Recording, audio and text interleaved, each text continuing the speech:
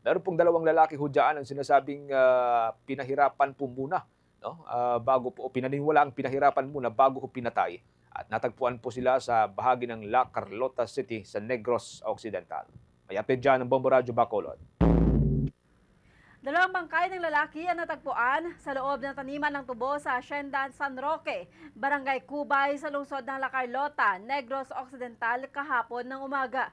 Ang mga bangkay ay natagpuan matapos na makita ng nagroving na tauhan ng hacienda ang natumbang mga tubo kung saan sinundan niya ito at nakita ang nakalibing na tao at sa hindi kalayuan ay natagpuan din ng isang bangkay na binalot sa trapal. Ang mga biktima ay nagtamo ng mga pasa na gawa ng pagkabugbog, nakagapo sa mga kamay at nakabusal ng duct tape.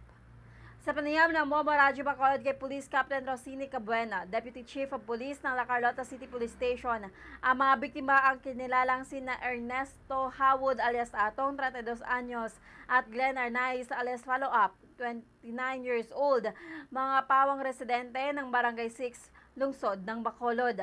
Ayon kay Cabuena, ang mga bangkay ay kinilala mismo ng kanilang mga live-in partners at hindi pa matukoy sa ngayon kung magkaano-ano ang dalawa. Sa ngayon, wala pang person of interest ang La Carlota City Police Station sa posibleng gumawa ng krimen.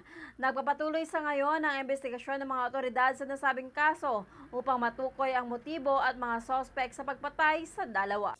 So as of today or as of now, meron na po tayong confirmation po with the identity ng ating victims kanina. So sila ay nakilala ng kanilang mismong live-in partners, no? So they were identified as alias Atong, 32 years old, sir, no, from Barangay 6, Bacolod City, and alias Follow Up, 29 years old, the same barangay.